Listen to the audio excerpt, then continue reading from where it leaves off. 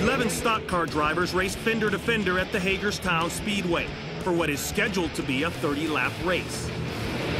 Car number 19, Gary Stewart, moving to the outside into second place. The 41 car is desperately defending his third-place position against the 81 car, but he is closing in fast. Back straightaway! A terrible crash on the back straightaway! The 81 car moves towards the outside. The number 1 car clips his right rear fender, sending him into the corner of the guardrail.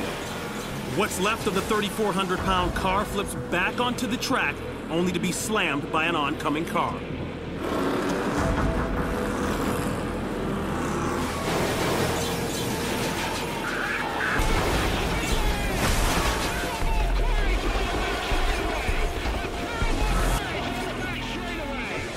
Everybody stand back and let the qualified personnel get in there.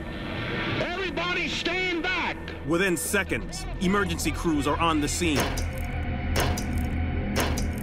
The vehicle is completely destroyed. Trapped within the mangled metal is the driver.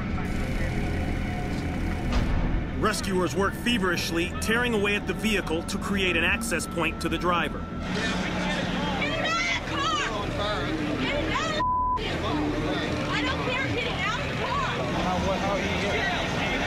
After a meticulous and painstaking rescue, the driver is pulled out and taken to the hospital. Car 41, Jack Bland, smashed into that retaining wall in the back straightaway. Despite the severe impact of the high-speed crash, the driver suffered only a broken leg. Since the accident, the entryway into the track has been closed off, preventing an accident like this from ever happening again.